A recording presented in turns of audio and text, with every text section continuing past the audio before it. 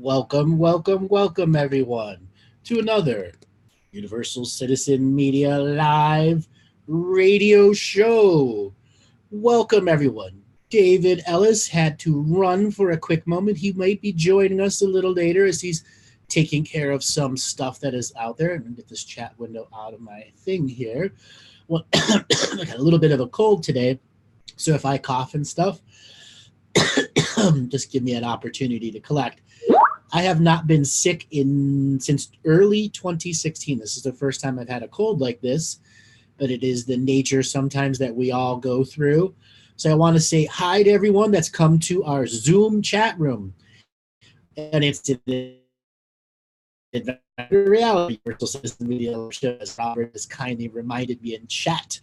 All right, everyone, whether you're on Facebook, YouTube, Twitch, Twitter, Periscope, or on the website, if you want to be a part of the chat facility and to be chosen as a caller, you got to go to andrewbartzis.com and sign up for the email list. That will give you instructions of how to get into the Zoom room, the meeting numbers, etc., and all the information. You can call in from a phone.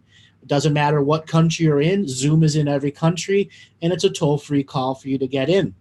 So for everyone that's out there that wants an opportunity to go live on a show and have a conversation with us, it's not just about galactic history. We are opening up the radio show. And in the coming weeks, you're going to see more and more themed shows. But we are here to engage you, the audience. And today is one of those days where you get to engage me from anything you want, from fashion to conspiracy to Q to Z to whatever it is. But I'm asking you guys out there to really delve in to your consciousness and have an understanding of the type of questions you can ask. Not very many hosts open up calls like this for 7, 8 straight years. I've done over 10,000 public calls. Contemplate that. I'm working to go to 20,000 shows. So there's a lot of questions to be answered. So I'd like for you all that are in the chat room that are going to learn how to raise your hand, lower your hand, raise your hand, lower your hand. You do that by clicking on the participants button. And I'm sorry, or the chat button, and you'll see a little button there that says learn how to raise your hand, lower your hand, raise your hand, lower your hand. Those that have their hands raised will be in the pool that becomes the wheel of callers. So if you're on Facebook Live right now, you're on Twitter, Periscope, Twitch, whatever, if you want, you need to be in the Zoom room. Jenny, if you could post in the chat room so how people can put the Zoom information, so if somebody's out and the other thing, they can share it and come in. So this is an open conversation day, meaning, is it really about just you, or can you be a teacher at the whole new level? I oftentimes do speeches that have really potent energy behind them. And since I'm a horrible document namer, I have found myself in a scenario where I'm going to read something to you in just a moment here. I've read that one already. Here it is. Okay. This one's about outcreating. We all have these moments where life puts pressure on us. And this pressure at times creates repetition we cannot break out of that has no illumination on it. And what I'm about to read is an expression of how to deal with the pressure. Masterful outcreation of the repetition that yields no illumination in Karmic Resolution. What follows is my will to express my internal masterful self and masterful outcreation of the systems of distraction, domination, and control. I, in this ever-present moment of now, choose to form a multi-layered spiritual cord of alchemical equity for the express purpose for sharing the Akashic Records at the proper scale and size so the beings of light manifest now may reclaim their birthright, legacy, as sovereign beings of conscious choice. That is all you out there. This is my map in non-competition with all other frequencies of light. We create this in the pyramid of the self, the temple of the self, where we have danced in the shadows of the patterns of all of our former selves and accepted who we are right now. The mighty pyramid of the self is where where the bubble of protected no time you create is inside the I am heart now statement. I summon all ancestors, past, present, and future, in equal co-creation, non-competition, non-hierarchical order, to populate this manifest now spiritual chord of alchemical equity, so we may manifest, may we beings of the manifest now, may begin the process of expansion of our knowingness for the express purpose of revealing our race amnesia, so we as species in global unity may begin to tell the tales of ancestors, past, present, and future. I call to Earth Mother, who holds sacred space for all life within her realms of light existence. Come occupy this multidimensional spiritual chord of equity. I ask you for an order of time-space existence within this expression of teaching the Akashic Records, so this first pod of whale people assembled in the mighty co-creative moment of the now. Here in the now, we anchor the Akashic Record frequencies. We do this by sharing light codes in the forms of language and third density manifest world. With these words, we make sacred our expression by holding the sacred neutral position. You, in this mighty moment of the now, have so many choices. The first group of choices that you want to look at is, what are you manifesting in your sovereign boundaries? Here is where you could perform spiritual surgery on yourself, where you can learn about old habit patterns that make you lazy, unencumbered, encumbered with emotions. This is where you can pull the power of choice and say, I'm now removing from my signature frequency of being the forms that are depressing you. I am no longer a match for that subject matter that constantly creates a cyclical habit of self-destruction, self-disease creation, or any other form of co-creation with zealot energy that leads me away from my divine co-creative inner transforming self, taking it step by step, processing it, and part of life becomes so life does not become a series of instant gratified moments. Allowing equal co-creation to be a part of our regular everyday life will be the true challenge for those who want to live the mystical life daily. Because there are times when we choose to do our meditation and our desire to have that micro mystical moment.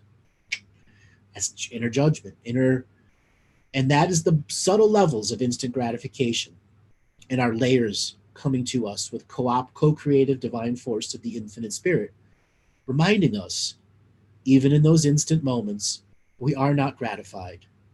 We are showing layers of wisdom in our knowingness. We simply must be present enough to unpack and uncode the mystical experience so we understand that it isn't gratifying a part of us. It is fulfilling us. Fulfilling us. And I want to let that be a journey of fulfilling today.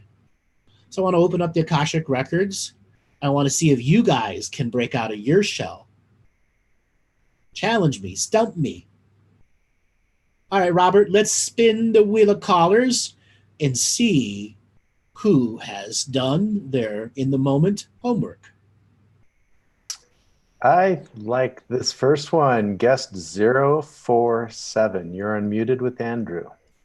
Guest 047, are you there? Hi, can you hear me? Yes, what is your name? Hi, this is Irene. Thank you for taking my call. Hi, great. Where are you calling from today? Maryland. Welcome to the show, Irene. What do you want Thank you. Today? I hope this question serves everybody. So a long time ago, I met a man, had an instant connection with him. We still maintain constant contact, but the intense emotion of the relationship became difficult for me. So I asked in the Akashic Records, which I read for a living, if I should cut the cord, and I was told that it was a very deep soul connection, that basically he is you and you are he, and that the connection would remain regardless, and that we had an agreement to anchor light on the planet. So I'm hoping you can provide some insight and truth So about all of this. Where did you get the context of this information? You said from somebody told you this? In the Akashic Records. So you read yourself is what I'm asking. I read myself all the time, but sometimes I want to make sure that I'm not being delusional and that I'm getting straight information that's true. The answer, what you got a very accurate answer, but you still have a choice to nullify it from having overwhelming expressions on it. The energy just goes around your awareness and into your unknown, unseen world, and finds another way to permeate your permutation. Robert, we got somebody in the background we got to mute. So you can technically cut the cord because your I am says, this is an overwhelming information. I don't know how to process it. That may not be the most spiritually adult thing to do. How old were you when you met him? I was 26, and I'm 70 now, so it's like a 43-year, talking a couple of times a week. He's a non-spiritual one. I'm on the spiritual path, but, he's not. You think you've waited long enough that 43 years later his energy is not going to overwhelm you? No, it's still that strong for both of us. We're in constant telepathic connection, and embrace it. Away. I'm sorry, say. I think you need to embrace it. I think you've avoided it for 43 years. So what I'm looking for is, to some of your tapes on one soul splitting into two. Do you know if that's what happens here? I know we're the same soul family because we've both been talking, but is it? I have a very different cosmology than what's out there. So when people say twin flame and you have modern world says it's that, I throw that all out because that's garbage. So do I. There's an infinite amount of people that can be matched. We are all a one. There are soul contracts that create twin type flames, but their purpose is to go into other soul families, hundreds of soul families, and begin an immigration process out of those soul families, and then through a new birthing process where a male and female come together as a twin flame to create a new soul family lineage. Okay? And having two in the new soul family frequencies to come in, so there can be a large immigration just off of two anchor people in a unified form of a relationship. Okay? That unified relationship is your couple days a week for 40 plus years, et cetera, et cetera, et cetera. Now, as I said earlier, I think you should embrace it. I still think there's a part of you that's simply just afraid of it. Whatever cultural taboos you go going on, you've had 43 years to get over them. How many more years do you really have to go and explore what your energies can really do for each other? Andrew, just to make a quick note, Irene, I muted your phone while Andrew's talking because your phone was causing the noise, but I'll unmute you now. Okay. Okay. Okay. Thank you. All right. So why have you really avoided it? You say energy, but what's the real reason? You're married? Actually, I went ahead and married somebody else years ago. And then 2 years later, when he was free, I was already married, but I was pregnant. So, the timeline was not right. So in your own definition, the timeline wasn't right. So what makes twin souls then if your timeline's not right? I'm sorry, say that again. What makes our timeline? What makes your timeline right? So how could it be a twin flame if you had a baby and couldn't leave your husband, even though you could have, but you didn't because the times would never allow that to happen? Okay, so I don't know the answer to that. The answer is you've waited 43 years. Don't wait anymore. There's a lot of doubt and hesitation about energy. The Akashic Record has already told you, you can't really cut the cords. It's going to remain in some other ways. How many more years do you have left to truly explore them? Basically, why I called today is I wanted to make sure that I wasn't deluding myself with a story or a false light program or anything like that. No, I think the last 43 years were the program, and now you're at a situation. Are you just going to face the program and say, I'm going to jump into the deep end with this man? Period. Okay. It's literally, forgive the term, shit or get off the pot moment. Or you're going to get spiritual hemorrhoids forever.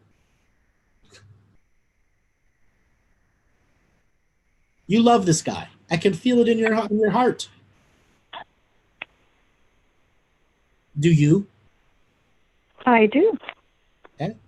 How could you go 43 years and not find a way to make this energy not overwhelm you? I was embroiled in a very karmic relationship with my husband that basically ate all of my energy, and a sick daughter, and we both ended up married to people who became invalids. Mm-hmm. And both of you could have left each other during the hardest of times and come together and done something different in the past. Yeah, after a certain amount of time, the time just seemed to go so fast. No. You gotta learn to have the Akashic Records teach you how to slow down your Akashic experience. Right now, what it is, you're going and reading the records at 4 times speed. You're not slowing it down to real-time information. And you're missing significant perspectives that are all layered inside the Akashic Record. I highly, highly advise you to reiterate in your Akashic Records practice that you are slowing the information stream down. You do not need a gigantic flood of energy coming in you. You're missing too many key pieces here. And how do I do that? Literally, when you go to begin your journey, you stop. Make sure you're in the sacred neutral perspective. Take several deep breaths. Say in an internal dialogue, I, at this moment, choose to slow down this information so I can see it, taste it, feel it, know it as real now. Translate it back into the essence of the experience at a pace this I am can understand and process and not be overwhelmed. And then when you're done, I am ending this Akashic Record reading. And no longer, I believe, because you've been doing the Akashic Records for some of your rules about suddenly jumping in and reading it and going too fast has created a separation in the body's ability to process some of it.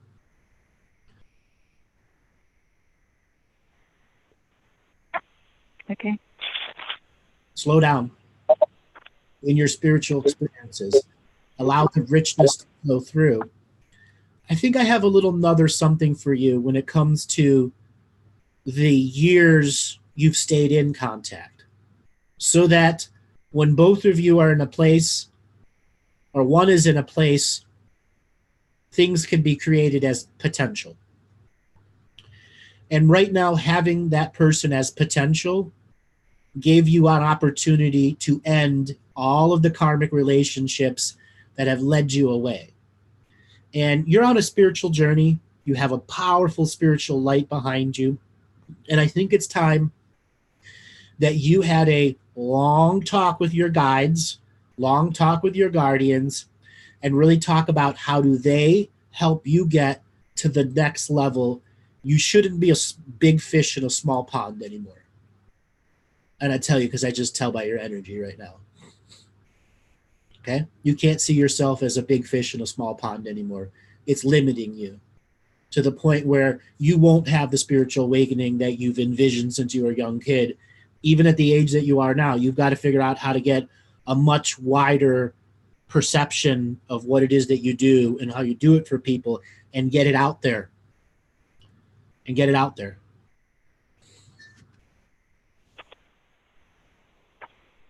One of the reasons I haven't done that is that I was doing it about 2.5 years ago, and I decided that I need to do some deep cleansing because my energy would get very, very low. It was leveraged for a long time by taking care of an invalid and a sick daughter. So it's been 2.5 years now, so I'm building up my adrenal system. I've done the cleansing, but I never felt that I could really heal others until I had healed myself first. Great choice. I'm just telling you right now, you have reached the point. If you don't stop the healing and processing, it'll go on forever. You could have ended this last year. You could have. You really could have ended this last year, but you needed another year of suffering for some reason. And you are suffering right now.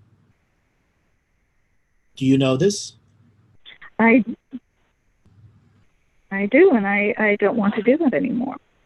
Then make a choice to go back to doing what you do, create a new way to relate to the energies, start a new form of a spiritual practice that gives you the right spiritual hygiene, find somebody that can help you in marketing, get the website, get all that stuff that you need to have.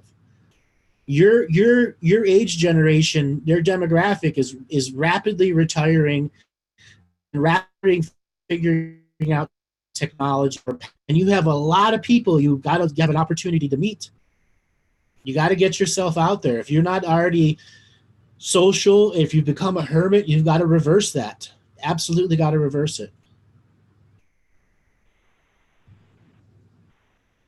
That sounds like sage advice. Thank you.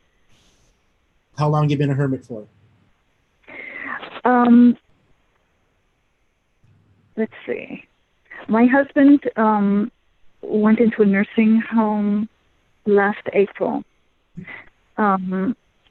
Before that, I was taking care of raising my grandchildren and taking care of my daughter who is sick. So they've now moved on to their own lives. So I've been alone for probably about 6 months. Do you feel lonely? Sometimes, but I'm getting used to living alone. And it was difficult in the beginning. Okay. How far from the city are you? From Washington, D.C., 70 miles. So are you in the rural type area? Is it a suburb? It's considered to be a suburb of D.C. Okay, so you've got all the things are right there for you to go do, right? Mm-hmm. Yeah. Do you like to go and see plays or operas or anything like that? No, I'm getting ready to travel again. Travel was my big thing when I was younger, and I stopped doing it for a while. I would highly advise you to get out in public before you start traveling again, because you're going to go through what I call caregiver sensitivity syndrome. When you take care of people for long periods of time, especially invalids, you take on a lot of their spiritual traumas in your social field. And you really need to face the social world before you go and spend a lot of money on a trip. What you can do is go and volunteer at plays and operas and be ushers. And get yourself into a room where there's 4,000 or 5,000 people, and all you got to do is point to go this way, point to go that way. It's not a big brain job, but it's going to get you in public with thousands of people. Okay? There are other jobs similar to that. You got to get out in public, and I'm serious. You need to start vaccinating in a good way yourself with people everywhere. Okay? Are you afraid of crowds? Are you afraid of big crowds? The reason for that, being around a lot of people, which is not always comfortable for me. Do you know the reason? No, I don't. Got it from your invalid husband.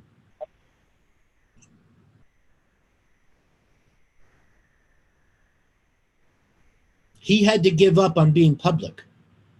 And you, like a psychic sponge, picked up on that trauma and flaw in him and took it on. That's true. This is why you got to get out in public. And you got to see that the magic you do on yourself before you go out is not armoring yourself. It's putting glitter on yourself. You do not need to be a suit of armor to walk into Washington, D.C. or any city. Okay? You as a caregiver and protector have been wearing the armor for too long. Put on this dress.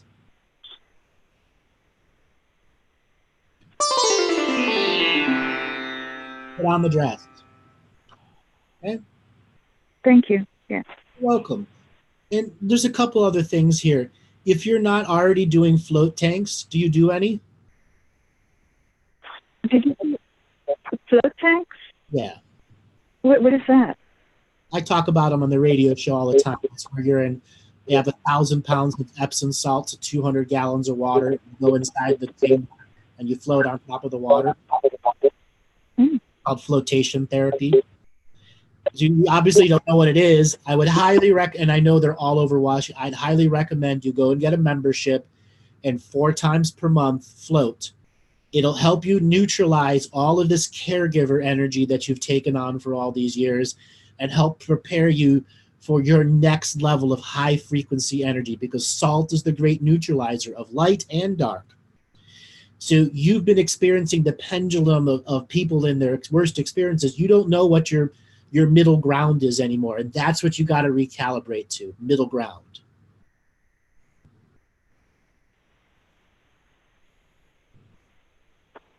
That sounds about right.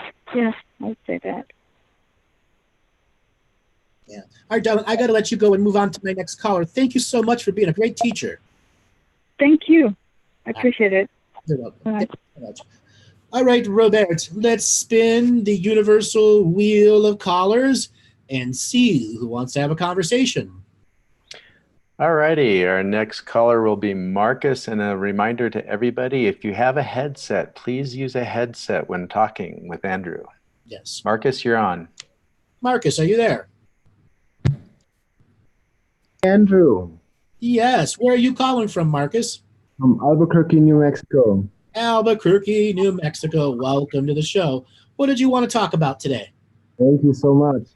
Well, first of all, I was wondering what happens when I sleep? Like, what do I go through, or what is, because I oftentimes blank out in the morning, I come back and I don't really remember too much. And when's the last time you've had a vivid dream?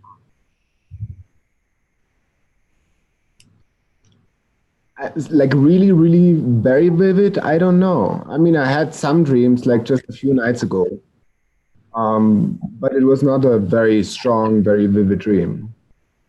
Would you say that they usually go 1 or 2 every couple months? No, I usually dream like every other night a little bit, but it's just like a short dream. Like I could tell them within like. And they're not visionary, and they're not showing you more deeper experiences? Yes, exactly. You're in adrenal gland burnout. So even when you're asleep, your adrenal glands are still producing adrenaline that's taking you out of delta sleep and making you into lucid dreaming state, but the body's not actually in sleep paralysis. That's what's going on. You're waking up too often. Do you snore? I don't think so. I'm willing to bet that you snore, or some part of your throat gets choked up and dry. There are things called breathe right strips. Do you know what those are? No. They're little strips that go on your nose that open up your nose and help people deal with nasal passage issues. I would highly recommend you look into those or have yourself tested for sleep apnea. Do you drink a lot of sugars or sodas during the day? No, not really. What about coffee? I drink 1 coffee in the morning, that's it. That's it? All right. So whatever's going on, your adrenal glands are active, and you need to go and get some kind of adrenal gland therapy healing. Dr. Lugal's iodine therapy. And then you're going to regenerate some of your dream space. When we burn our adrenal glands out, we also use up a tremendous amount of unseen world just to stay in our physical body and 3D matrix and have a good time here. You're not getting the cool experience in the dream world. That means you got to start nurturing the body in a new way so that it can be lured back. Okay? For example, have you, like with the last caller, have you ever gone and done a float tank? I didn't. I just heard about it, and I was like, wow, that sounds cool. I should do that. So I talk about it on the show all the time. So I guarantee you they have float companies around where you're at. 1 hour in a float tank is equivalent to 8 hours of sleep. 1 hour in a float tank is 8 hours of sleep. You will be in a lucid dream state and a sleeping state, and you'll rediscover the mechanics of dreaming and discover that you move around a lot in your sleep, and that your muscles around your C6 and C7, the back of your neck, have become extremely tight, which is restricting your cranial fluid flow because the body has to release the dreaming body through the intestinal tract. Our consciousness goes down the spinal column into the intestinal tract. Our I am awareness becomes heart space dreaming now and leaves the body through the intestinal tract. And you're having restrictions and blockages all the way down the spinal column because you've adrenal gland yourself, you stressed yourself out. And what they really think is it's a whole bunch of minor things have come up to be one knot on your back. A bunch of other major things you haven't dealt with have become these other knots. And it's time for you to nurture the body in a whole different way. Are you into working out? I used to I do some yoga. That's like my exercise. Some yoga. What kind of yoga? Hatha yoga? Some yoga, I mean, like I do it once in a while. Like, no, actually not once in a while. I do it pretty regularly, like half an hour a day or so. Well, I would highly recommend you go and take some kind of Tai Chi, Qigong class and learn how to let go of central nervous system stresses. I can feel all of this hesitation and doubt in your field about choosing things. Yeah. Could it be like my computer work that stresses my adrenal glands a lot? How much hours in the computer are you? About 8 to 9 hours a day. Okay, and you're a programmer? Something like that. Okay, yeah. The answer is yes. As well as, do you change the background of your screen? Color in your screen? Yeah, I don't see my background very often, to be honest. Well, it's still putting out too much light. Okay. Lower the brightness and learn how to change the backgrounds so that the light isn't coming to as much. Very important for anyone that's going to be on the computer. And then the amount of Wi-Fi that you're around every day. Yeah, that absolutely is beginning to affect you. Yeah. And like the retreat we're having coming up October for the 11th through the 14th would be a perfect example of you learning how to let go of the stresses that your job is giving you. And through Qigong and martial arts and the healing techniques, how to maintain yourself so you can continue to do the job. Okay, there are a variety of techniques you can go and self-educate on. The first one is Qigong. I would highly recommend you get somebody to work with because it's much better. And then do you let anyone do body work on you? No.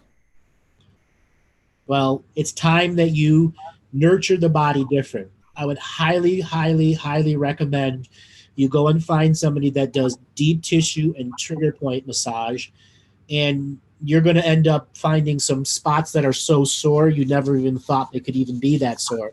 And you're going to have to suck it up, Buttercup, and bite the pain through because the nature of your job has tightened so much of your muscles, they never really untighten while you're asleep. Thus, why your adrenal glands are always active. Okay. Yeah. You hold yourself too tight all the time.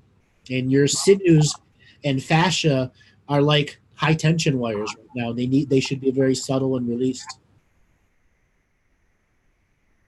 Yeah, so my wife and I, we realized that we have to sleep separate actually in order to even be able to sleep properly. We started sleeping in separate rooms. Is that part of the whole story that what you're talking about? Yeah. What was the actual reason? Because we both feel like we can't really go deep into sleep. Like we always feel the other person like nestling around and tossing and turning. Both of you are you've been together long enough. You shared some of your dream space issues. Uh-huh. Is your wife spiritual person? Yeah, very much. I would highly advise the two of you do prayers before you go to sleep, even if you're sleeping in separate rooms. Uh-huh. Because just because you're in separate rooms doesn't mean you're not sharing dream spaces. You are. Right. In the same house, yeah. Do you meditate? Yeah. Something is going on in your meditations where it's also not detensioning you. So if you're doing meditations and you're still not getting active dreaming, something's wrong. Something in your meditation practice isn't working anymore. Okay? Do you have a suggestion? Yeah, stagnated energy. You got to get stagnated energy moving. You've taken on too much energy from your other people at work, and it's very hard for you to separate work from home life. You don't even know who you are at times anymore. Okay. Do you feel that? Yeah, definitely. Yeah, you don't feel you don't feel like you're you anymore. This would call for a round of purging out that which isn't yours. Mm-hmm. That's why I come up with the contract revocations, like for the government, the banking, and the media. It's just a way to reclaim your authority and power and just get that charge and polarity out of you. Mm-hmm. And then the next one, and the next one, and then you refill it with your own light, and you get to know yourself again. Mm-hmm. Yeah. You know, after so many years now, I find myself in Albuquerque. I just moved here, arrived here from Germany, and it's kind of all new for me. I'm new to Albuquerque. I'm new to the environment. I do feel a connection somehow to Albuquerque, but I'm not sure what it exactly is. And I'm not sure where my journey is going at the moment. I mean, I moved here, and I understand I'm here. But can you shed some light on my whole journey to Albuquerque and where the things are heading? Did you come there because of the job? No, I came here because my wife had to come here to do some family things. And then you just came there and found the job? No, I brought my job with me. I do a remote job, so I can work from wherever. Okay. I'm tuning in you. Just give me a second here.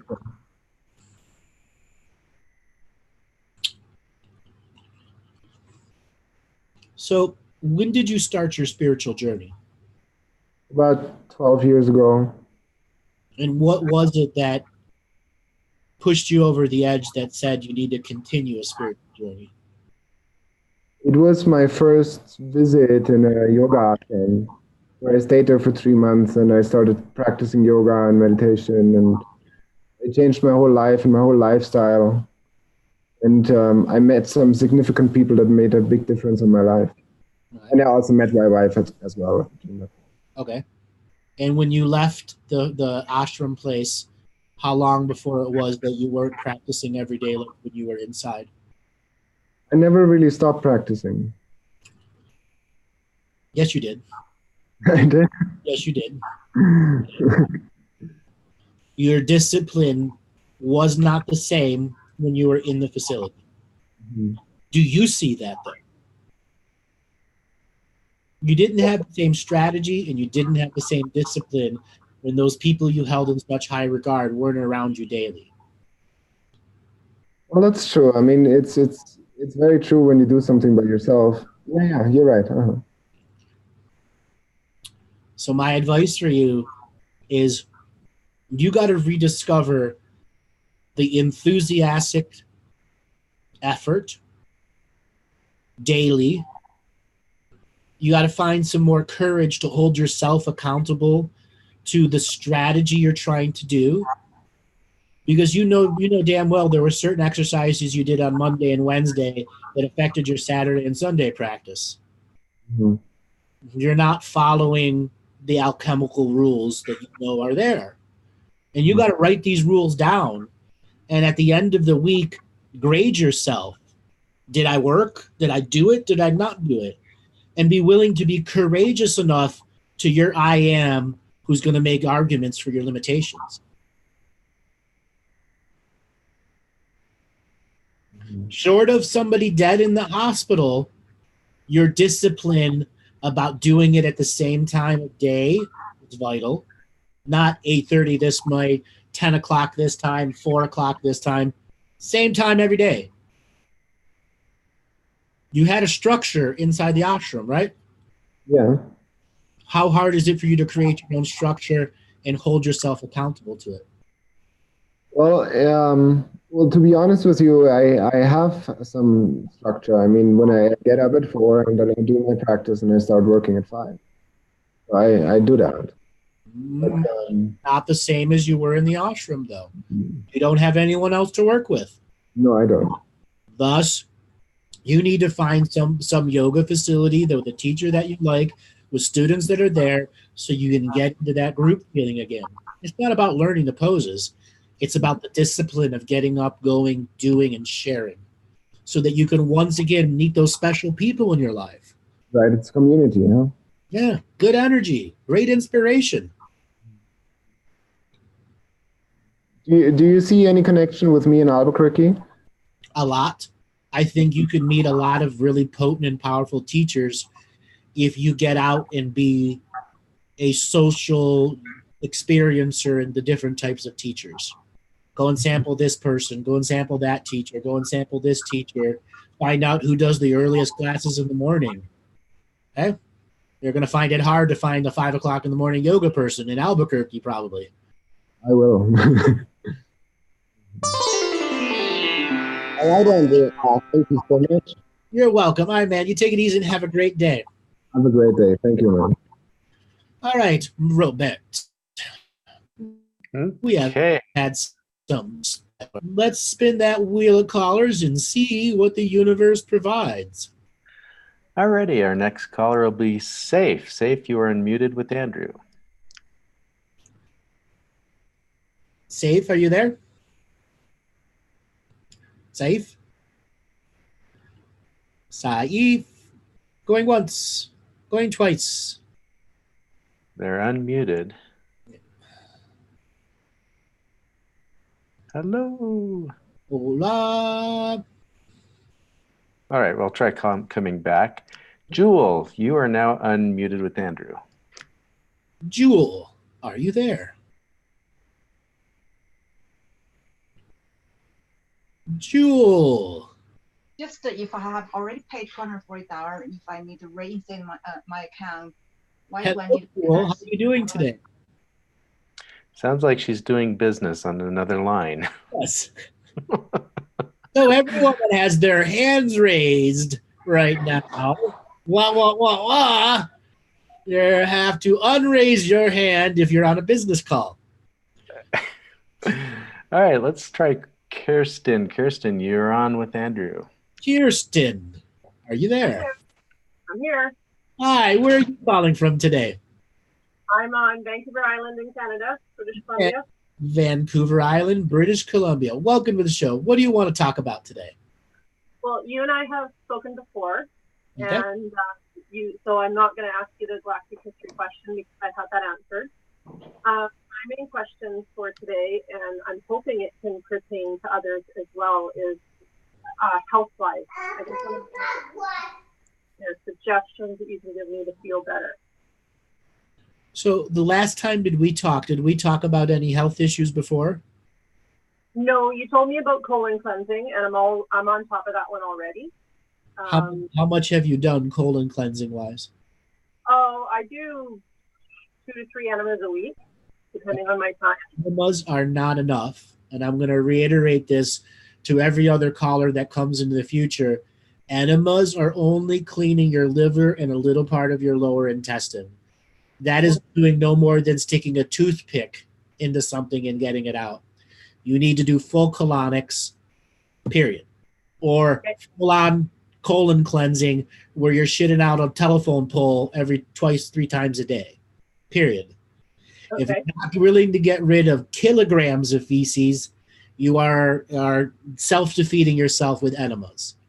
You're over-cleansing your liver, which is going to cause adrenal gland burnout. And this is for everyone out there that's an enema-aholic. You should never be doing more than 2 enemas in a week. If so, why are you detoxing your liver? Do you have cirrhosis? Do you drink a lot? Okay, you also got to let the liver return. And when you do too many coffee enemas, the liver gets lazy and it doesn't start processing the stuff once you get toxified again. Okay, good to know. Okay, now health-wise, are you having any issues in your hips right now? I would say so, to the point where I think they're affecting my lower back. I've had lower back issues. A couple weeks ago, I put my back out, is what I call it, and I couldn't move for almost 2 weeks. It was really painful. It did feel like it was maybe stemming from my hip. Are you a person that flips over in your sleep a lot? I move a lot, yeah. All right. A lot is an understatement. Yeah. Okay. And I have to sleep in a king size bed because if I'm going to be running into him, I wake up all the time. So we need that space. how long you been sleeping together with him? Well, okay, so we've been married 16 years, but around about March this year, I had to go make a bed for myself in another room because I felt like he was actually suffering from a bit of sleep apnea, which was, because the snoring was keeping me awake, but then it was stressing me out because I know that what that does to the body. So I made myself a bed in a room where the cat couldn't get at me, the husband wasn't snoring, and I just moved back into the same bed as him probably about a month ago because I started to feel like I was more refreshed, like I had gotten some good sleep and good rest. You need to go back into the bed by yourself. Okay. And other than being intimate with him, you shouldn't be sleeping in the same bed with him anymore. Okay. I can agree with that. Tell him that you got to sleep, or you're going to have a cranky wife. Yeah, that's basically what I told him when I moved out of the bed. Right. Now, when it comes to your hips, whatever's going on in your sleep, you're actually throwing your body around, which is major muscular issues in your lower back. So does it have to do with the fact that the cats are sleeping on top of me? Because that's one of the other reasons why I moved in the first place. So, I mean, they love me and they want to be okay. Cats sleeping on top of you is trying to heal you. Okay. You need to go through some deep healing.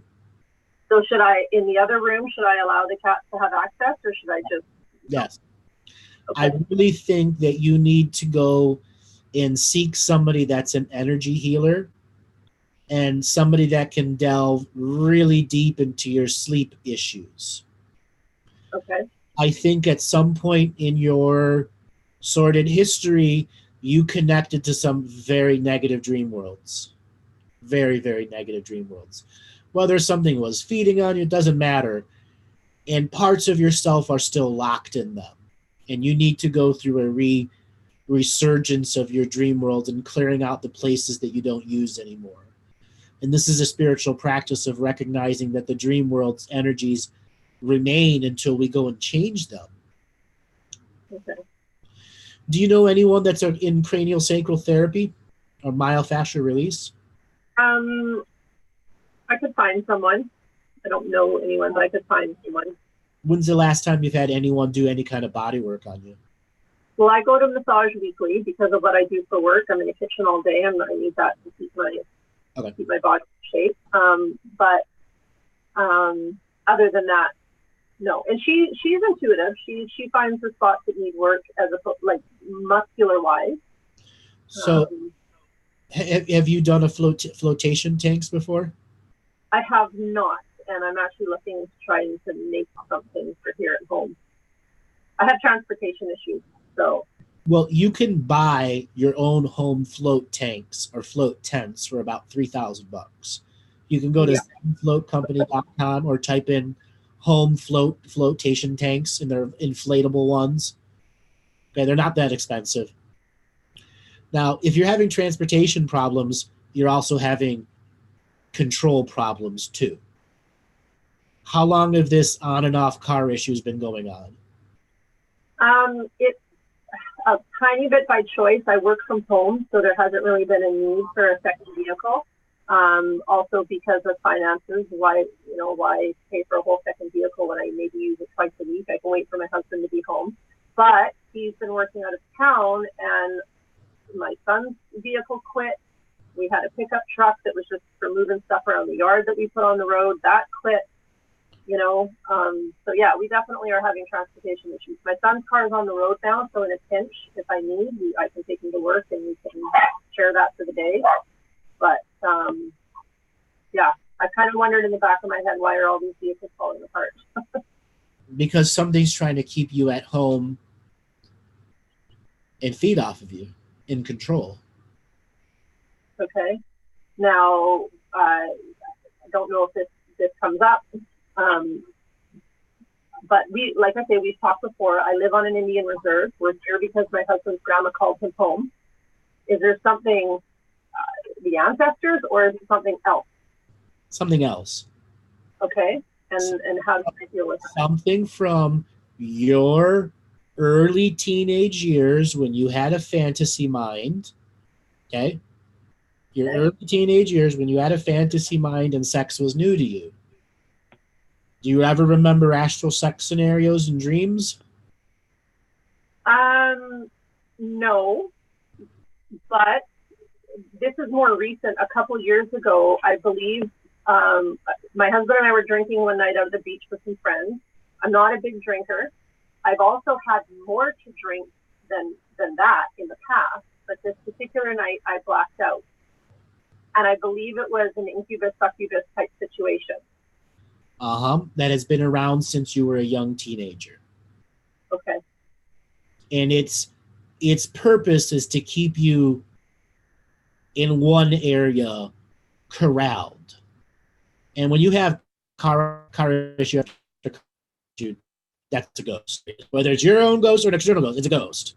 When you start having technology stuff coming along, it's your own poltergeist energy or it's an external ghost. You got to start getting out. That's how you break the hold over this thing, because it'll have to start going with you. And a lot of incubuses don't like to travel to places they don't know where they're going because they may not be able to get back right away. Okay.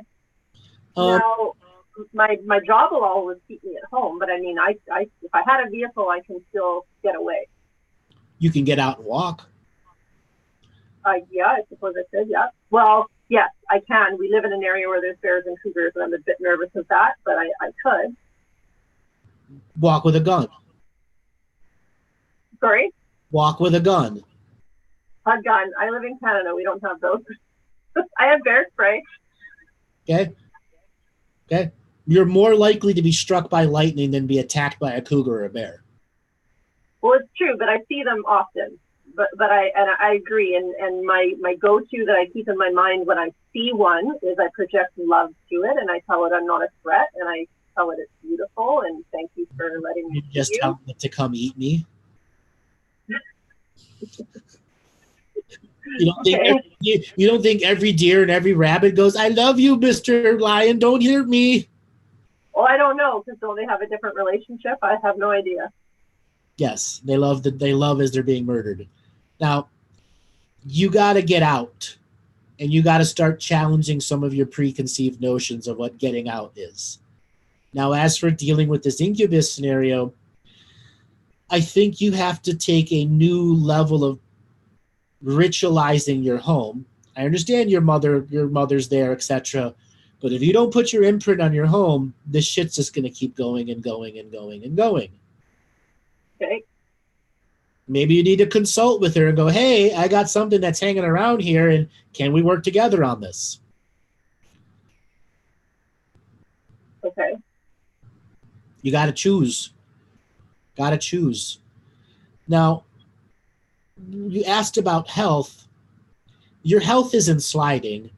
Your stress levels are going up, which is making your endocrine system act very chaotic. So one day you have a lot of energy, another day you got no energy. One day you got a medium amount of energy and all this creativity, but not enough energy to do anything with it. Yeah, that sounds correct. You got to stop that pattern of not having enough energy to get your shit done every day. And only you can break that cycle, and that's through healing yourself, clearing out the entities through ritual and ceremony, not one, but you got to do it for like a month because this thing's been around a long, long time. Okay? Flotation chambers, colon cleansing, dream world clearing. These are all spiritual practices that you and only you can do. Okay. All right. Okay. Now, do you have any children in the house? I have my one adult son that lives with us, and my husband's stepson, who you've also talked to him before too. He's also an adult, and he lives with us. How old are both of them? My son just turned 20 yesterday, and Shane is 21 and a half, 22, I think, born in 97, 22. Are both of them are in relationships now or not in relationships? My son has a 3-year girlfriend. My stepson does not, except I believe he has been chatting with his school friends online that they're interested in one another. Well, there is baby energy around both of those children. So you may need to talk to them about protection again. That getting kids at that early of age may not be what they want. And, oops means a whole big set of choices ahead of you. Okay? Both of them are good, but they both clearly have fertile baby energy all around them. And if mama doesn't want to be a grandma right now, have that talk with them. Yeah, well, we're pretty open about that, so I can easily talk to them about that. Yeah, but you could even say the psychic says there's baby energy all around you. Okay? Well, I'll just on the recording. Yeah. Tell them there's baby energy everywhere and you got to get it out. Okay. So what other kind of questions do you want to ask? I wasn't expecting to get through today. I guess just maybe more about a direction, maybe what I should be focusing on. Sorry, something else just popped in. The previous caller you were talking to about meditation. I know that meditation all around is a good thing. I find it's not an easy thing for me. It's never a knee-jerk reaction. And then when I find maybe a guided meditation I like, and I think, okay, I can do this every day, it doesn't happen.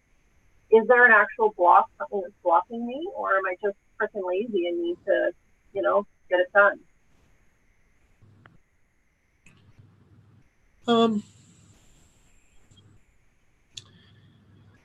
We are all at a point where we can up our journeys into meditation. There's baby effort. Oh, I'm meditating. There's young adult meditating. Oh, I'm meditating. Then there's middle-aged meditating. I'm meditating. And then there's adult and senior citizen meditating as, I meditated. You get what I'm saying? Mm-hmm. Where are you at daily, the type of meditation that you do? Sitting down and meditating daily, I do not. I sometimes find my work meditative. Is there joy behind it every time? When I meditate, is there joy? Yeah. No, because my body aches. So I can't sit for 10 days when I'm actually meditating. Yeah. My body's distracting me from it. Okay? You're not actually meditating then. Yeah. If you're not getting some form of dopamine release, you're doing something wrong. Okay. If your body pains and aches are too much, that means you need to go and start doing stuff to take those body aches and pains away. Do you take any kind of pain medicine, any aspirin or anything like that? No, I'm kind of against anything like that. Yeah, well, suck it up, buttercup. You live in pain anymore, you will be like 1,000 other callers, become numb to your own experiences. But isn't that like putting a Band-Aid on it, and instead I should figure out why I have the pain and deal with that? You haven't figured out why you have the pain while you're not taking the meds. Have you? No. So take the meds so that you actually have excess energy left over and not swelling every day. That's why I did 2 weeks ago when I put my back out. It was the only way I could function. But when it got better, I stopped taking them. I took Advil. You need to find some other kind of Chinese herb alternative or go and get Chinese acupuncture so your cyclical swelling isn't operating the way that it is anymore. You need to take much better care of your body. Okay. All right, darling, I got to let you go and move to the next caller. Thank you so much for calling in. Thank you. All righty. Wow, Robert, we've got a whole bunch of people with their hands raised here. Look at this. It is a full audience tonight, that's for sure. Full house. So why don't we take our break right now, and when we come back, about 10 minutes? Yes. And then when we come back, we will take some more callers. Okay, see you back in 10 minutes.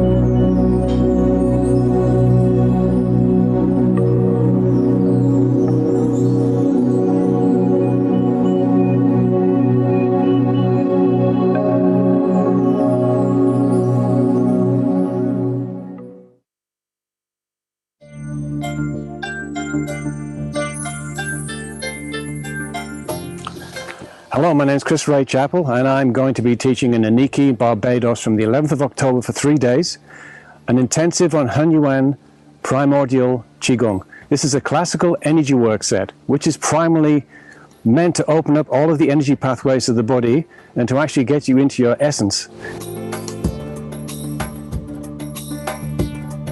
Now, the idea of this set is it's going to open every single joint, muscle, every bit of connective tissue, the sinews, the organs, the spine, access the blood flow to the brain, creating a homeostasis.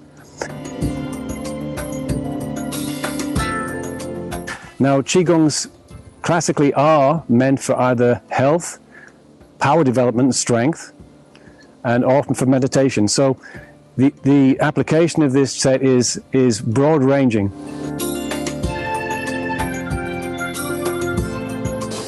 So I'd like to welcome you there. Hopefully you can make it for the 3 days. It's going to be a lot of fun. I'm going to enjoy teaching it and sharing what I have and to see who turns up. So I'd like to see you there. Thanks very much. Bye.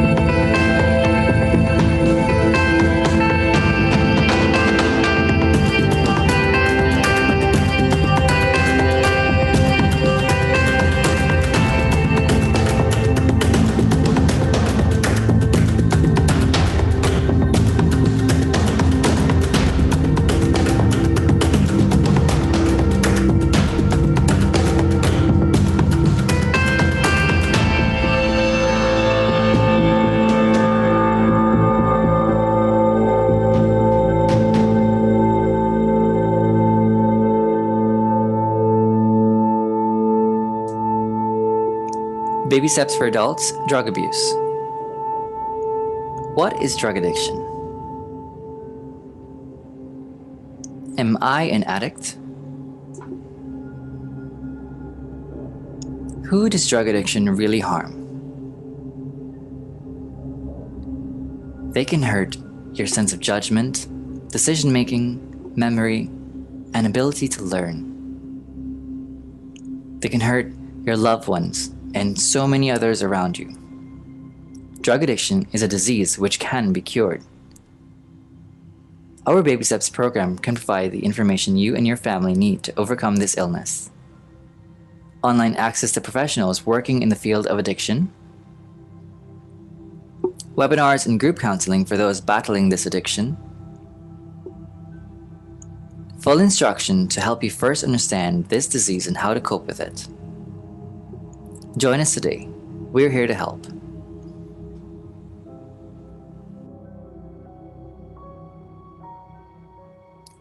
Baby steps for adults, codependency. I can't live with or without you. I just want to look good for you. I would do anything for you. All popular words to famous songs. But guess what? They all indicate someone in a codependent relationship.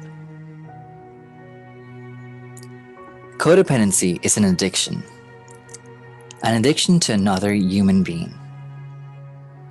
You will see a strong relationship between codependency and negative physical side effects, which can manifest in violence towards your spouse or partner. If you're in a codependent relationship, you may need help. Join us today and free yourself from this addiction. Baby steps for adults, sexual abuse. Sexual abuse is a real problem in our societies. Every year, thousands of children are abused. These children constitute the most vulnerable members of our society. However, sexual abuse is also a real problem among our adult population. It can be violent and unwanted within family groups, as well as extreme harassment at the workplace. We can help. With online access to trained professionals working with victims of abuse and sexual assault, webinars and group counseling for those suffering from the trauma and struggling to make sense of their lives, full instruction to help you overcome the trauma and how to detect and assist other victims.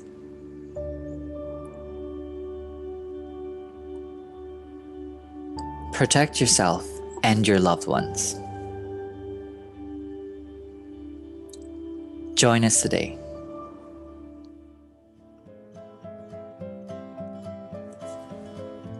Baby steps for adults, communication. Hey there. Are you reading this? Do you understand me? Oh, great. Then we're communicating. So what is good communication? Expressing exactly how you feel. Being personal and one-on-one. A simple touch or gesture of love. And what is poor communication? Screaming and shouting. Belittling others. Violence or verbal abuse. Would you like to learn to be an effective communicator? Join us today. Oh, bye now.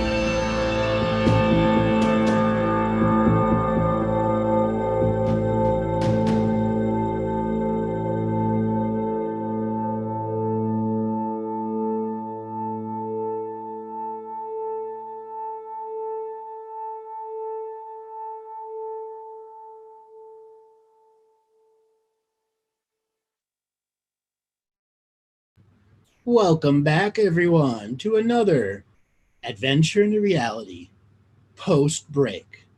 So for those of you, you got a very short amount of time if you want to go with Chris Chappelle and be at our Barbados retreat facility and get to experience all of the amazing techniques.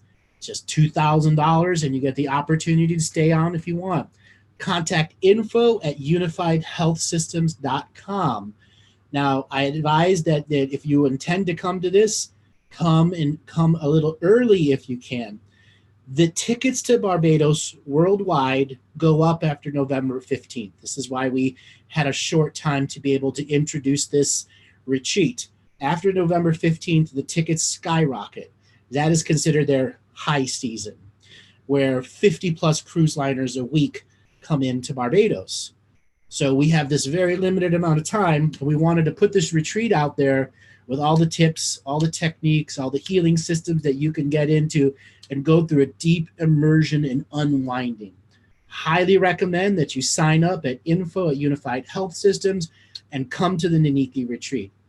All right, Robert, let's spin that wheel of callers and see who wants to have a universal conversation. All righty, we're going to try Saif again. We're unmuting you, and you're on with Andrew. Saif, are you there?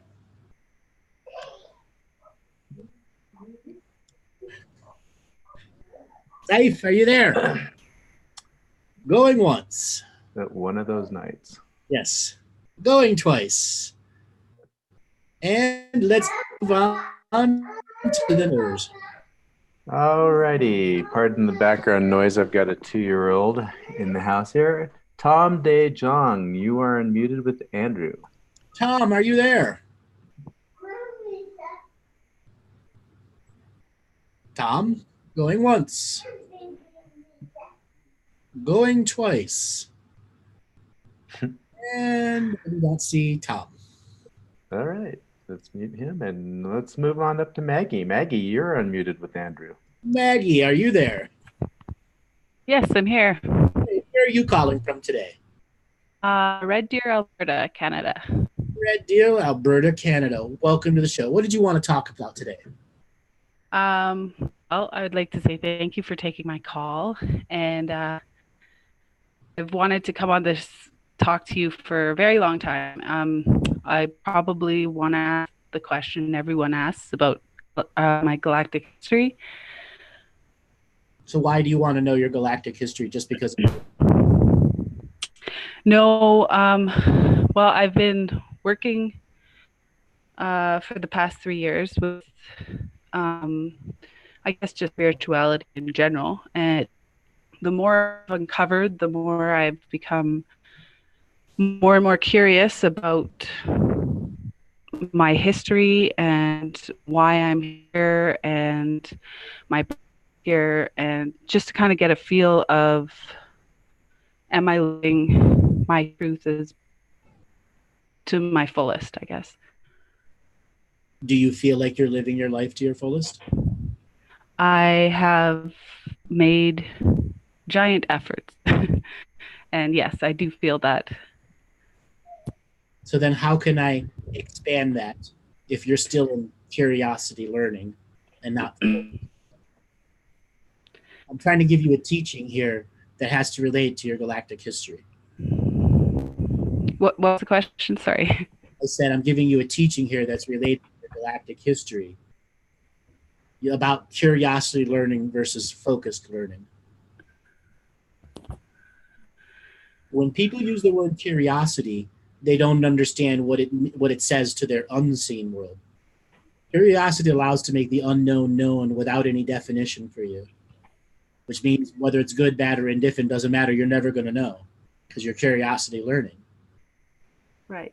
What do you know about your own galactic history, validated from your own self? Well, I've worked a little bit with the Akashic Records, but I guess right now I'm struggling with remembering. Remembering what? Remembering through learning my past, my history, my work with medicine, and all of my interests that I kind of let go of when I was a lot younger and went through this awakening. Found my way back to it. So I devoted myself to kind of creating that reality that I want to see around me, that I believe to be true, even though, you know, nobody lives it.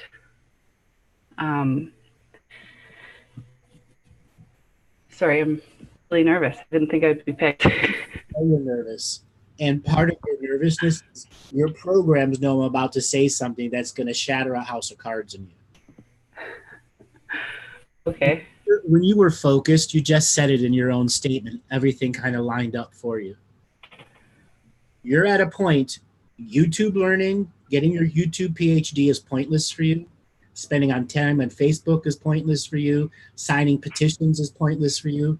You got to get out and do ritual and ceremony, darling. Yeah. You got to cast off the social media world, except for a couple days a month to stay connected to friends and families, and get into the ceremonial life. Yeah. And okay, so stop curiosity learning. It is your individual greatest detriment to your potential future. Instead of focused, devised strategy going forward, that you have already validated you're a spiritual being long before you came to this curiosity learning habit. Right. And get back to the question you asked me, what I have uncovered is I'm working towards a lot of connection, reconnecting back with my native roots, it feels like, and connecting with the people. But I guess it's that process that I find there's something where I stop dead. Maybe it's the distractions and all of the media, like you say. You lost the true joy of prayer. Do you understand that term? Yeah. You need to rediscover the joy of prayer and learn how to create joyous strategy and enthusiastic effort once again. Curiosity learning is a shitty prayer for you right now. Unfortunately, that's what you've devolved yourself into up into this moment. Even though you're a highly evolved being, curiosity learning is just putting you around instead of saying, fuck curiosity learning, it's already inside me. Which you've had medicine experiences that have shown you this. Right? Right. Stop curiosity learning and embrace strategy. Rediscover the joy of prayer. You've also completely lost when your hour of power is. The most amount of unseen energy and spiritual forces working through you. You don't know what time of day you have the peak amount of spiritual energy to be doing your practices. Yeah. How can you really call yourself a ceremonial person if you don't even have that basic compass setting? Yeah. This is the detriment of what curiosity learning has done for you. And for everyone else out there that's stuck on curiosity learning does nothing but fill up time, and at the end, it's all ephemeral, pointless. Right. Right. So at one, point, where does that line stop? For you, because you've got to cut it off like cigarette smoking or heroin habit. It's become that toxic for you. Right. So get away from wanting to know. Is that what you're saying? And step into what I know? Step into ceremony and the joy of prayer. And what you'll discover is behind curiosity learning is somebody avoiding who they really are. Right. Stepping into the moment. Yes, but it's not about asking questions of the higher self. It's about the joy of prayer and the flow. Right. In the moment we live. Living with that moment. You're saying, but you have to understand, because you've been in curiosity learning so long, you don't really understand what it takes to have focus and strategy of enthusiastic effort for months in a row. You won't be able to remain it longer than 2 days, and everything inside of you is going to go haywire because there's too much joy. What happens in your life every time you get happy? In your own words. Tell the truth. Well, I mean, I doubt it, first of all. How do the people around you react? Well, when I get really happy, I guess my sister once told me or asked me if I was feeling all right. Because it's a foreign person to them. Do you realize that? Yeah, well, this is that wall that I hit. You know, it's like I can step into that, like you say, when I'm into that. What are you? I guess, but let's cut to the chase. What are you afraid of when it comes to you diving into the deep end of your spirituality and letting go of curiosity learning forever? I guess it's a lot of responsibility that I have. That you don't want to carry, because you know you're equal to your awareness is equal to your level of responsibility. And if you want to be more aware and know your galactic history shit, you got to be responsible to maintain it. Right. Because I could tell you all sorts of stuff. It's just going to put pressure on you and keep you in curiosity learning. But the themes of the curiosity learning may reflect what I tell you, but you're not actually embracing the power. Yeah.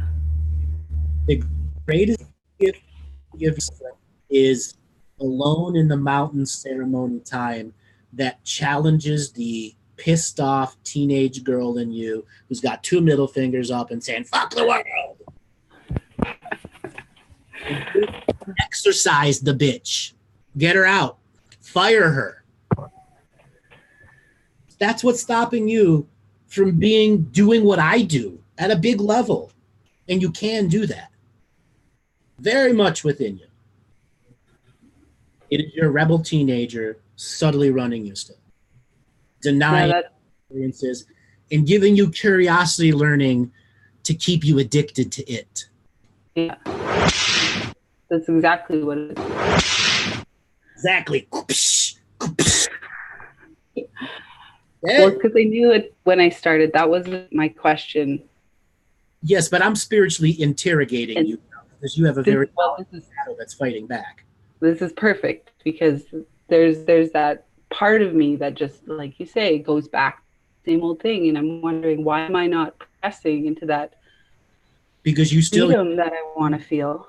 You still use the teenage girl as your point of approval and reference. You don't need her approval, but something in your personality says I have to have the teenage bitch's approval if I'm going to ever expand. Oh, that's funny. You're laughing because you know it's true. Yeah. You literally have to defriend the bitch. Fire her. You got to do some truly long-ass ceremonies and rituals so that you can get into the depths of why you created her to protect you. Mm-hmm. Well, so when you say ceremony and rituals, big ass fire, you dancing for hours and hours until you fall to the ground, sweaty and pass the frick out because you just did hours of joyful prayer and vision come to you. Then you get up and do it again, pass out, get up and do it again until you've exorcised that demon that you created. Right. Okay? And it's just the joy of prayer over and over and over again. Yeah. Because that teenager is eternally unhappy. She will never be appeased, never be fulfilled. Yeah. Her goals are so high and unmeetable. That's why you're at where you're at. Uh-huh. Do you have access to mushrooms or any kind of stuff like that you could go and do for a journey? Yeah. I would highly recommend you start with like a really small dosage, 1/4 gram or 1/2 gram. Yeah. And you do do you have a place you could go, like a cabin in the woods or something, or someplace you can go rent? Well, right now I just had a baby, so months he is, and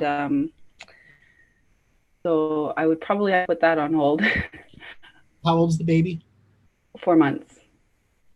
I get it. Yeah. Bring the baby with you. Huh? And bring the baby with you. Well, I'm breastfeeding, so. So what? The baby will sleep for an hour to 2 hours, right? Mm.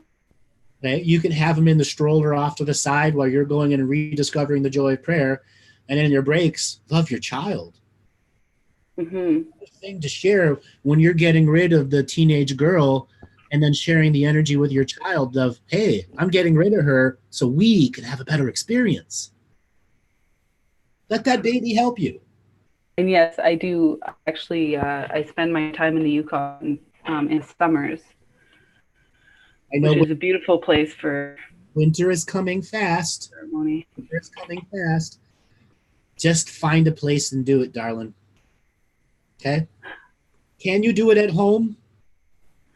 It's all about the level of distraction that you allow.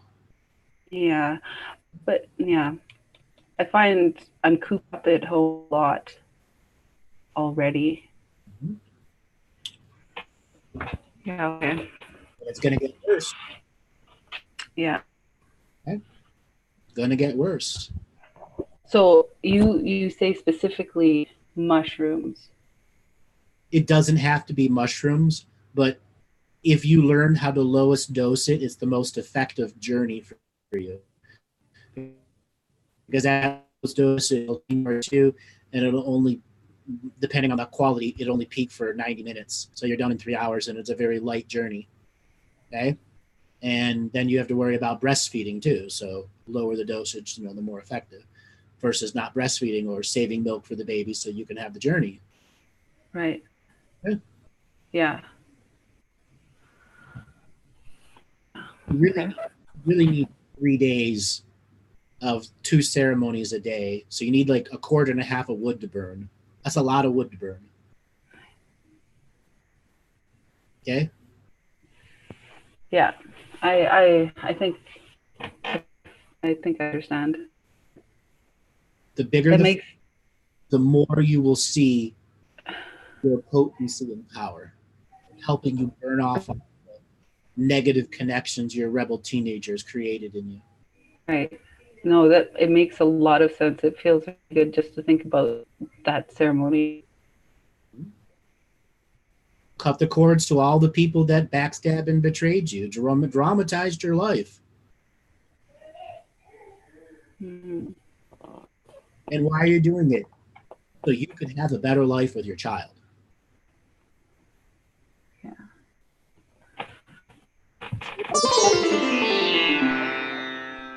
Whatever the argument for your limitation is, you're doing it so you and your child have a better life. Yeah, absolutely. Don't let those inner demons create philosophy and twist your mind into thinking limitation is good. It's never good. No. It leads you to limitation. No, and I can reach those, like that angry teenager brings me back, and I'm like, why is all this healing not working? Why do I keep coming back here? And yeah. Earlier, you have a very powerful shadow inside you, and I've been battling it in the unseen world for a very long time, since the first word. Did you do a lot of drugs? Yeah. You do a lot of drugs and have a lot of sex? On MDM? Yeah. You say that, yeah. More than 50 times? No. Close to 50? Possibly. I guess I didn't count. I can feel it in your energy. It's more than 50. Okay? That's your trauma right now. That's why the teenager's so empowered. Full of MA sex energy that's you'll never be able to beat adrenal gland sexual wise because it was drug fueled with dozens of different partners. You got a lot of men energy and a lot of women energy to purge out of you. A lot of dirty light from that era. That's actually, you touched on a very important subject to me, and that I can feel that the sexual energy within me isn't balanced. Okay.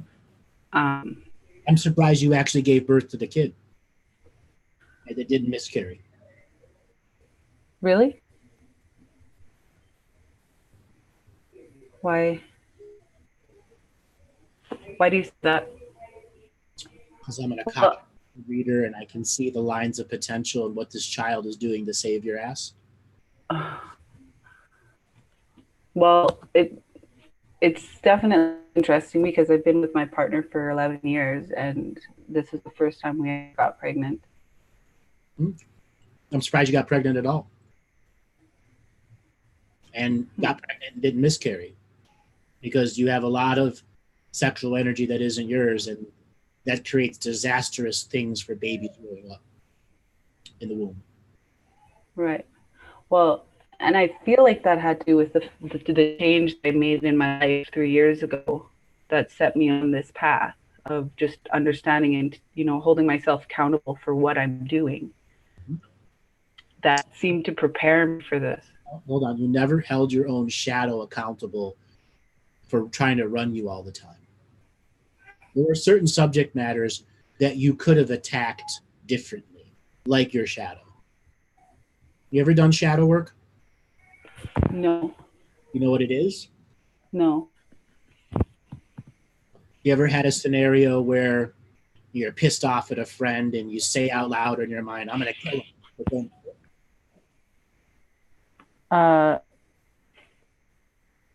I guess that is an example of the shadow taking over your voice and creating a manifestation. Time you battled yourself in your mind, and you would create these scenarios. Next time I see this person, I'm going to give them a piece of my mind. And you see them, oh, everything's perfect and fine. Right. Okay? That has created disresonance in you. And the shadow creates your inner dialogue. And when you discovered spirituality, you discovered there was a whole different inner dialogue that wasn't shadow. Yeah. Shadow is still not resolved. Right.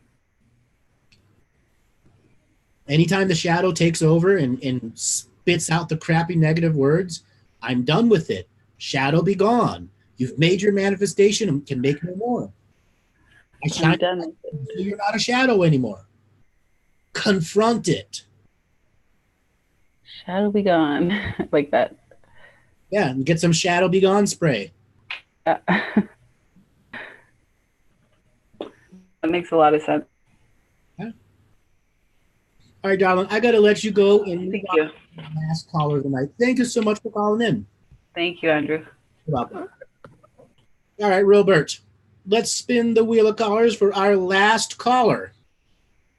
Alrighty, we're going to give Tom another chance. He said his mic's working, so Tom, you are unmuted with Andrew. Tom DeJong, are you there?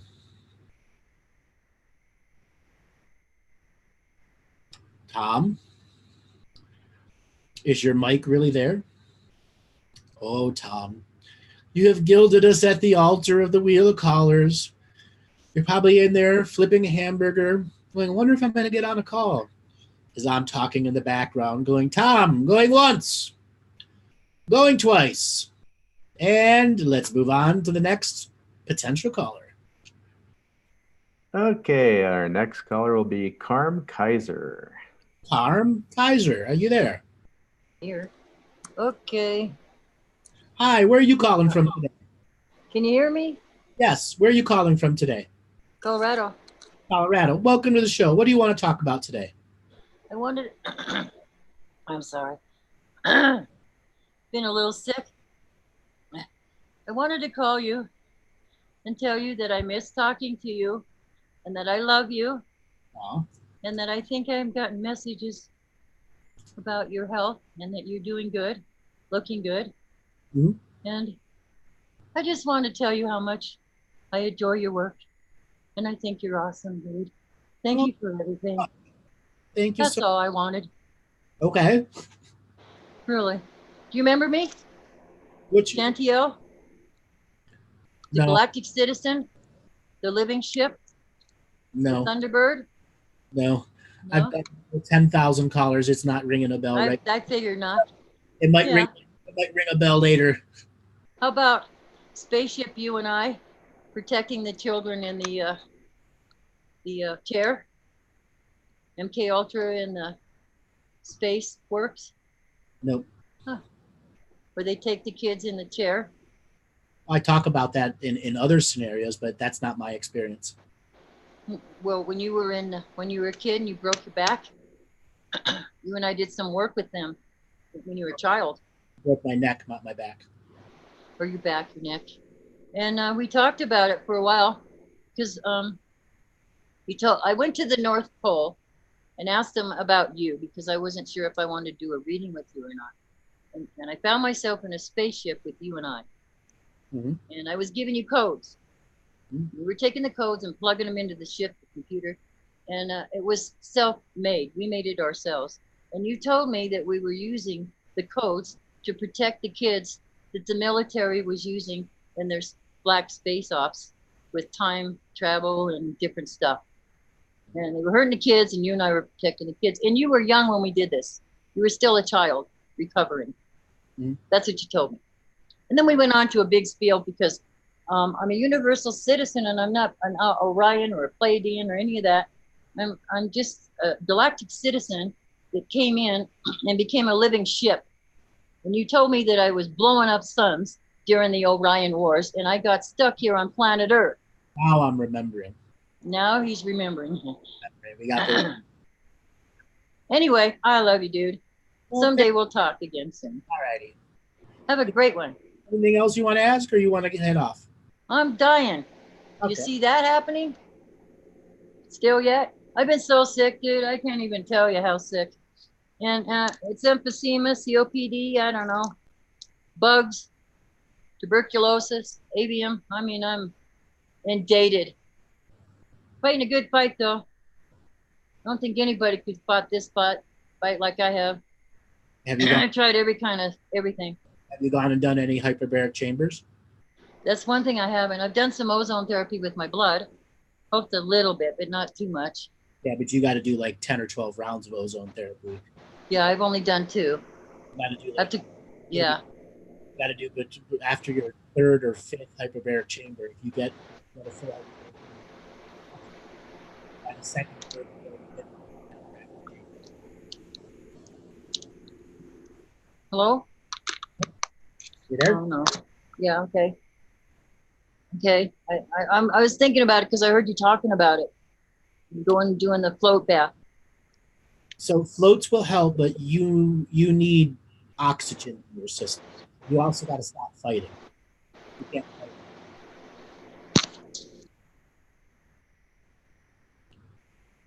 Got to put down the tools of war and forge them into tools of peace.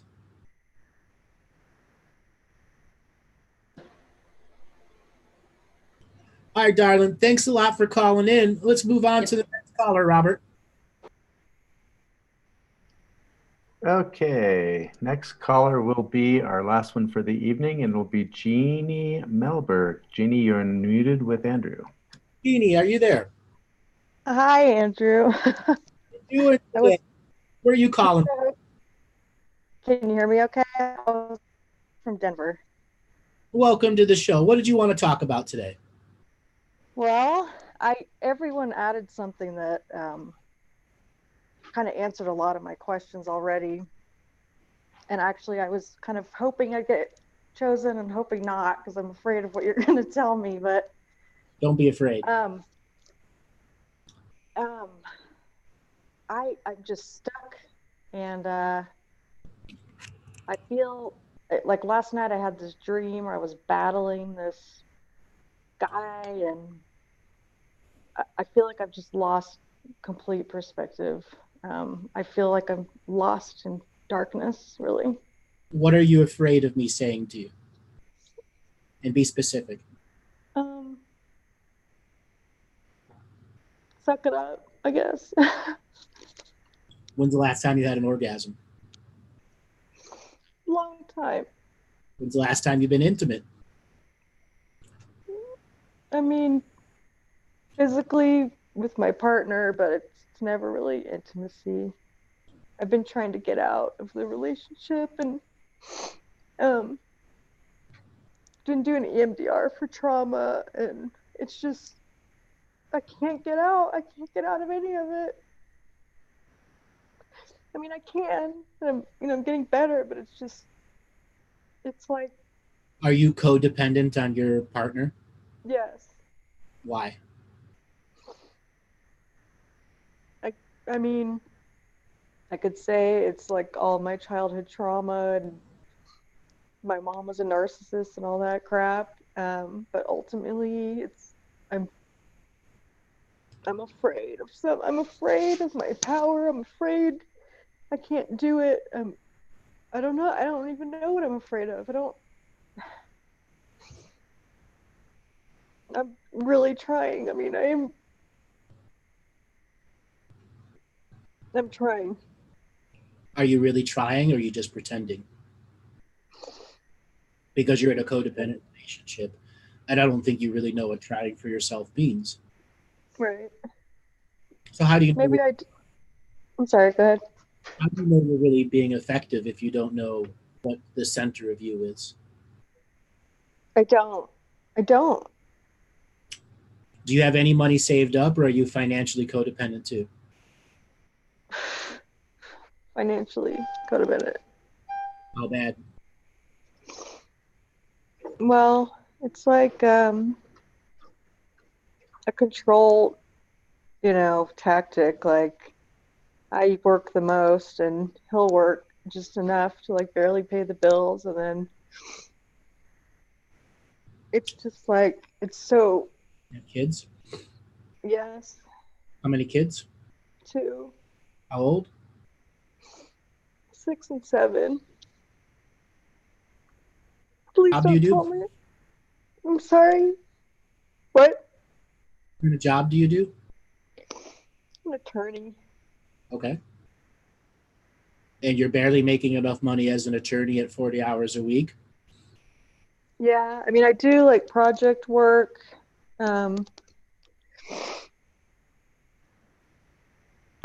I just recently started, just like I've got to get my shit together. And so I revamped my resume to get like a real attorney job, because I just do like document review, which is, I mean, it pays like 60 grand, but I could be making more, but it stresses me out. I'm afraid I'm never going to see my kids again. And I'm like,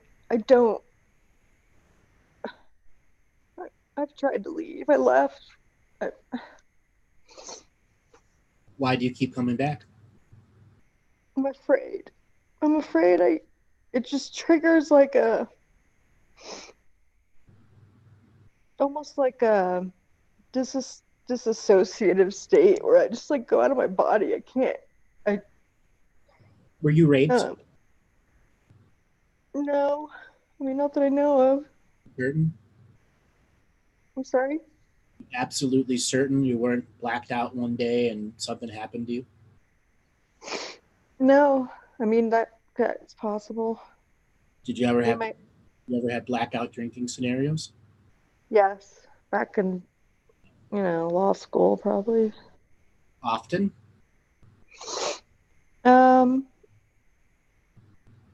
Yeah. Back in law school, I drank a lot.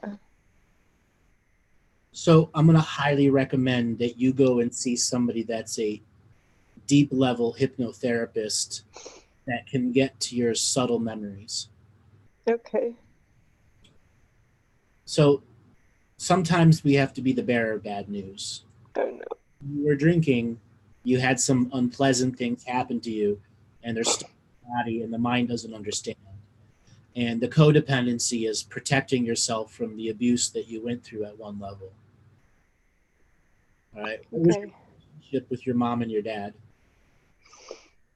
My mom was pretty horrible. I was kind of like the parent, and I was like the goal. She was narcissistic, borderline, just in general. And then my dad was just real distant, and I've just done it. It was like panic, always panic, and now it's just, it just feels like the same panic. Are you on depression meds right now?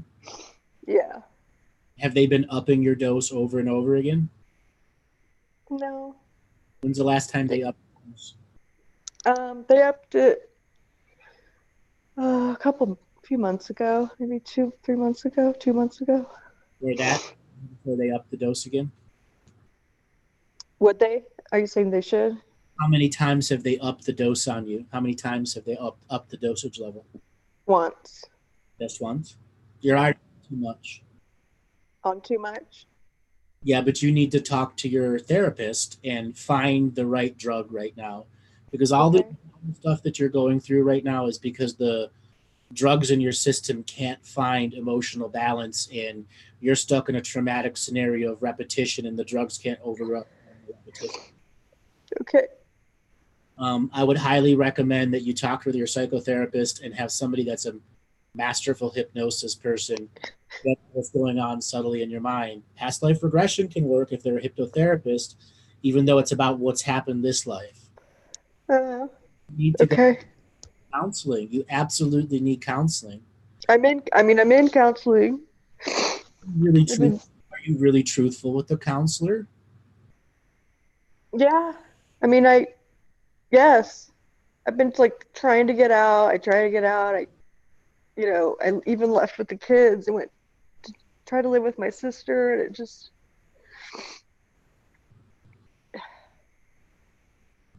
I'm just I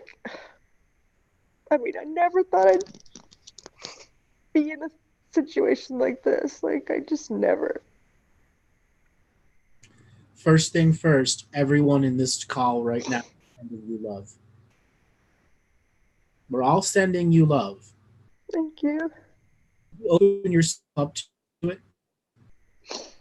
And just feel everyone in the chat room, at Facebook, Twitter, Twitch, Periscope, YouTube, all the future people that are going to be listening to this. Can you open yourself up right now to love? You can try, yes. Stop trying and start doing. Okay. Trying is not doing. I know. Yoda. Open your heart right now. Feel it. You're just afraid of your own emotions. You're afraid of love. Yeah. Mm-hmm.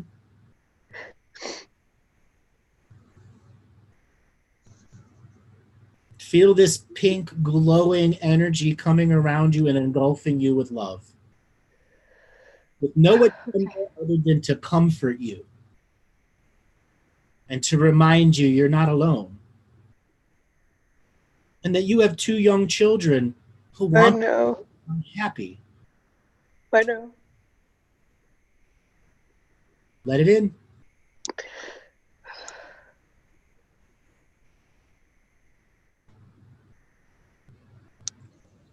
I have some advice for you.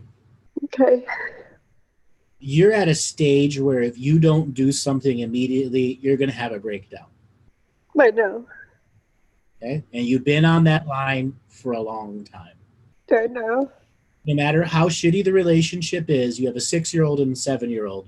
You can go get an Airbnb 10 miles away for 4 days and spend $300 on it or $200. They can have a swimming pool, and you need to go and disconnect. And you need to challenge the suicidal energies that are all around you all the time and saying you're staying alive for your children, discovering who you are. You're going to get a better job. You're going to leave this person behind unless they really grow. And you need to understand that going forward, it's challenging the hidden traumas that are in you. Have a serious talk with your actual psychotherapist and say, hey, I may be truthful to you, but we need to go deeper.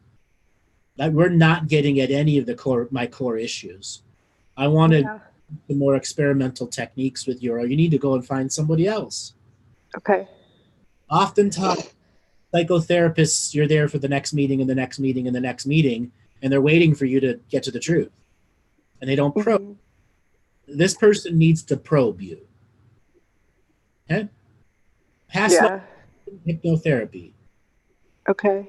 A side note, I don't think you are going to be able to maintain a job at an office. I don't either. Because I know I won't. Because you've let yourself go for. And you can get power back. but it requires choice, courage, willpower, discernment. And none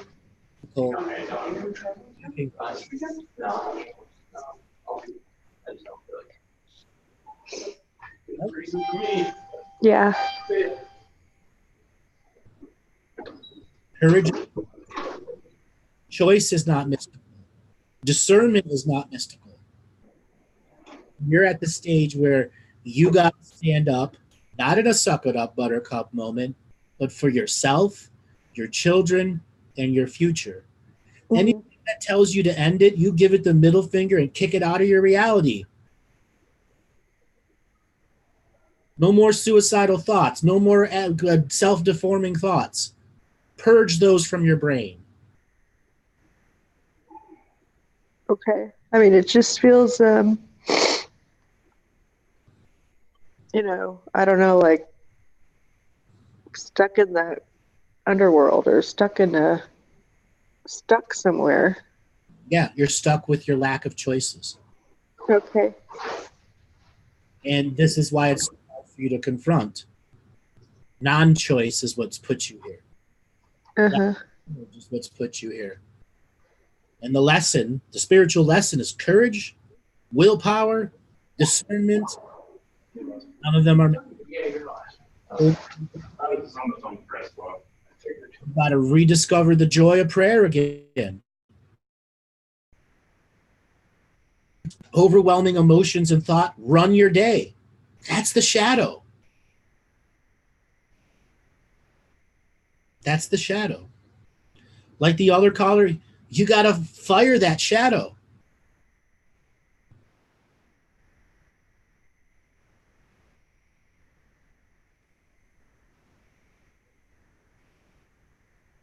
You there? Yeah, I'm right. I'm here. You got to fire it like the other caller. You got to learn to love yourself again. You love your children, but you don't love yourself the same way. Yeah. Your children want to see you love yourself. I know. Then find the courage to love yourself. Okay. Challenge the negative Nancy voices that are constantly telling you you're not worth it, you can't do it, you'll never overcome. Tell them to fuck off. Send them eviction papers. Can't be in my place anymore.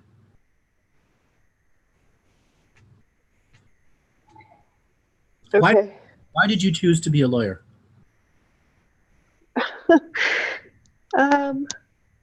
I just to hide. I went to school to hide. And you're still hiding right now. I know. How do you stop hiding? I don't know. I mean, bullshit. You know how to stop hiding. You've had 2 kids. Stop whining. I'm being aggressive here because your shadow's just running you right now. Your shadow likes to whine and cry because it makes you a dopamine release. Do you even realize that? No. That's how you gain joy now, is through misery.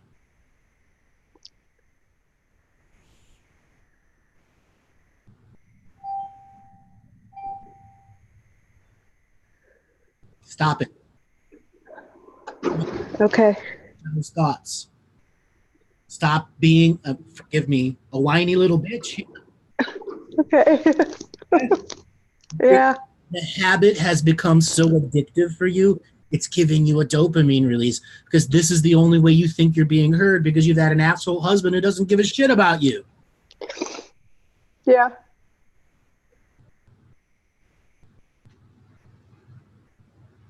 So what is it going to take you to get angry enough to kick him to the curb?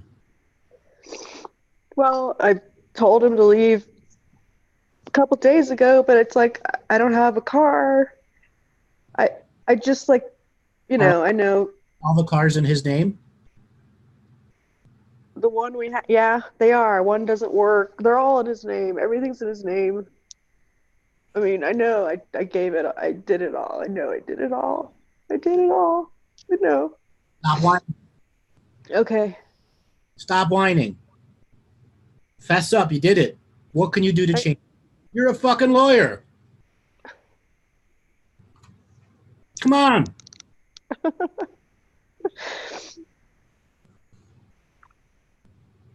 You're a lawyer. I know. I mean, I know. I'm not stupid, you know? I know. Right now, you're acting like a very stupid lawyer. You're a lawyer with this husband that doesn't do shit and all this shit's in his name.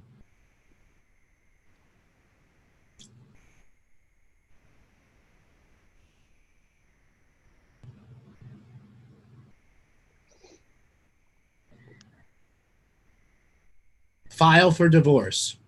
Okay, well, we're not even married, so I don't even have to do that. Yeah, are you common law wed? I don't think so. We've never filed taxes, and I don't have as years have you been in a relationship, living in the same house with children? Absolutely. Almost 10. Yeah, you're almost 10. Okay, and as a lawyer, okay. Know that. I'm mad at you because your shadow is running you that much that you can't even see your basic law knowledge. You're common law married, you got kids, doesn't matter if you're married or not, common law. That means you're entitled to half of whatever's in his name.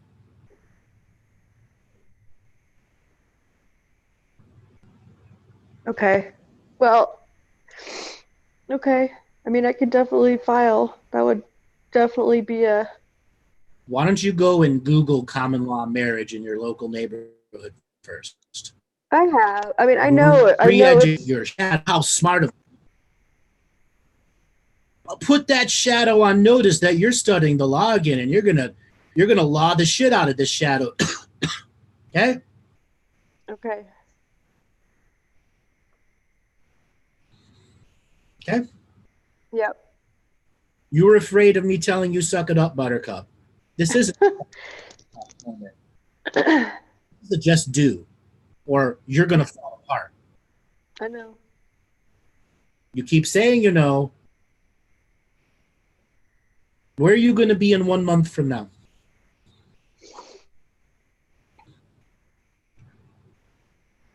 Exactly where you are right now if you don't start making changes today. Okay.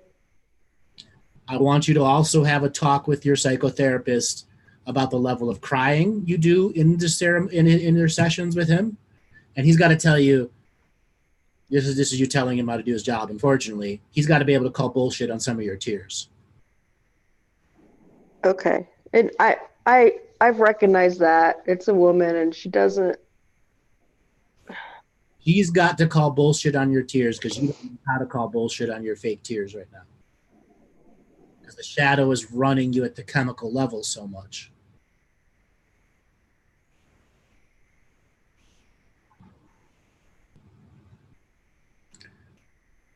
I believe in you. Everyone in this audience believes in you. What's it going to take for you to believe in yourself?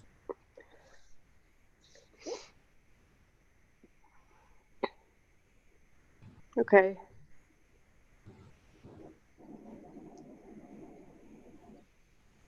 All right, darling, I got to let you go.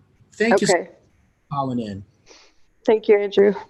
Darling, call in a month from now and tell us where you're at. I will. We can hold you accountable. I know. Thank you. Thanks, everybody. Have a great day. All right. You too.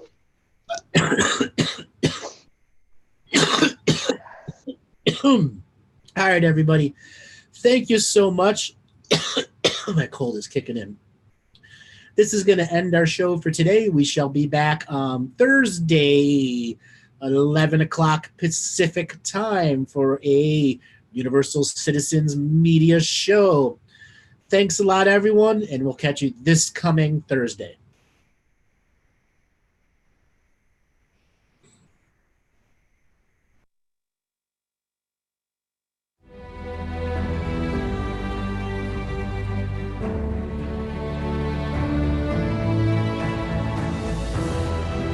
Each different bubble of reality is true.